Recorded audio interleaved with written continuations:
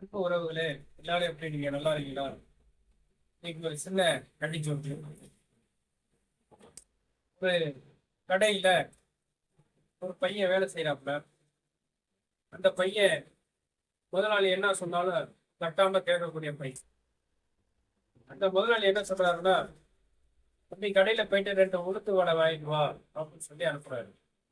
சரிங்க முதலாளி அப்படின்னு சொல்லிட்டு இந்த பையன் காசு வாங்கிட்டு போறான். நேரா டீ கடைக்கு போறான். டீ கடையில போய் பக்கத்துல நின்றுக்கிட்டு என்ன பண்ணாப்புல, தொப்புன்னு கீழே விழுந்துட்டாப்புல. அந்த டீ கடைக்காரரு, ஏய் ஏடா இங்க வந்து இந்த இருந்து தொப்புனு கீழே விழுற, ஏண்டா என்ன ஆச்சு? அதான் வந்துட்டேன், நீங்க வடை கொடுங்க அப்படின்னு சொல்லிட்டு வாங்குறான். வாங்கிக்கிட்டு இருக்கும்போது மட்டை உடஞ்சி ரத்தம். டீ கடைக்காரரு மனசு கேட்காம என்ன பண்ணாருன்னா, ஏய் வடை ஆஸ்பத்திரிக்கு வடை செஞ்சு கொடுத்தாடி ஆஸ்பத்திரியில கொண்டு கட்டு போட்டு கொண்டாந்து அந்த இடத்துல விட்டுறாரு.